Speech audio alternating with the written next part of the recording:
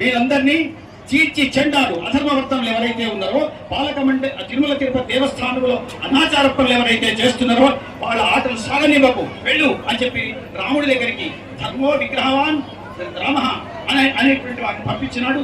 ఎప్పుడో మార్చిలో కనకరాజు రాసుకున్నటువంటిది ఈ రోజు నిజమైంది. ఈ అభివృద్ధి ఆలయాన్ని దర్శించడం వలన మన ఆలయ అభివృద్ధికి తోడ్పాటు లభించగలదని ఆశిస్తున్నాను.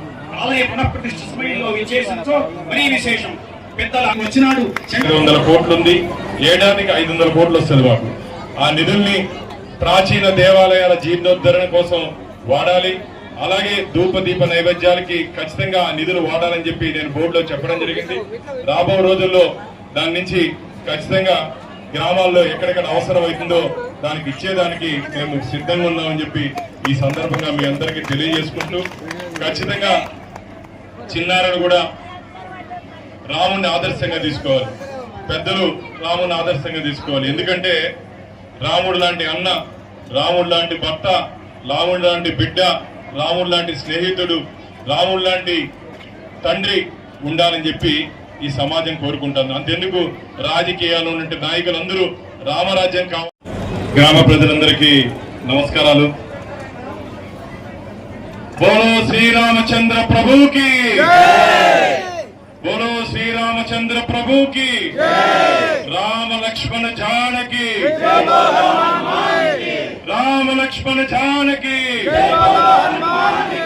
రామ లక్ష్మణ జానకి. రామభక్తులందరికీ నమస్కారాలు. పెద్దలు చెప్పినట్టు ఉదయమే వెంకటేశ్వర స్వామి దగ్గర నుంచి ఈ శంకరంపేటకి రావడం జరిగింది. చాలా సంతోషం. 500 సంవత్సరాలుగా హిందువులు ఎదురు చూసినటువంటి రామాలయ నిర్మాణం అయోధ్యలో అత్యంత వైభవంగా జరిగింది. ఈరోజు శంకరంపేటలో 300 సంవత్సరాలు చరిత్ర ఉన్నటువంటి ఈ రామాలయ నిర్మాణం కూడా ఇంత వైభవంగా జరగడం చాలా సంతోషం. మీకు ఖచ్చితంగా వెంకటేశ్వర స్వామి దీవెనలు ఉండాలని చెప్పి మనస్ఫూర్తిగా ప్రార్థిస్తున్న మిత్రులారా, ఈరోజు ప్రతి ఊర్లో ప్రతి గ్రామంలో రాముడి గుడి ఉండాలి.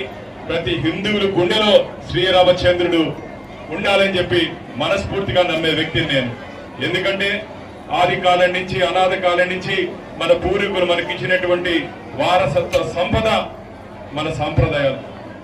కొన్ని అనివార్య కారణాల వల్ల మిత్రులారా దాదాపు 800 సంవత్సరాలు పరాయి పరిపాలన ఉన్నప్పటికీ ఈరోజు మన హిందూ ధర్మం చెక్కు చెదరకంద ఉందంటే అది కేవలం భారతదేశంలో మాత్రమే సాధ్యమైంది. ఈ ముస్లింలు దండయాత్ర చేసి ఆక్రమించుకుంటే అన్ని దేశాలు ముస్లిం దేశాలుగా మారిపోయింది. కానీ ఒక్క భారతదేశం మాత్రమే ఈ రోజుకి ఎప్పటికీ కలియుగాంతం వరకు మన హిందువులుగానే మిగిలిపోతామని చెప్పి గట్టి నమ్మకం విశ్వాసం నాకుంది. దానికి ఉదాహరణ ఈరోజు నేను చూస్తున్నా. ఈ ఎండలో నారీ శక్తి, ఇంత మహిళా శక్తి ఈరోజు రామాలయ ఆలయ నిర్మాణంలో వారు కూడా భాగస్వామ్యం అయినారు. చాలా సంతోషం మిత్రులారా. ఇప్పుడే చెప్పారు తిరుమల తిరుపతి దేవస్థానాల నుంచి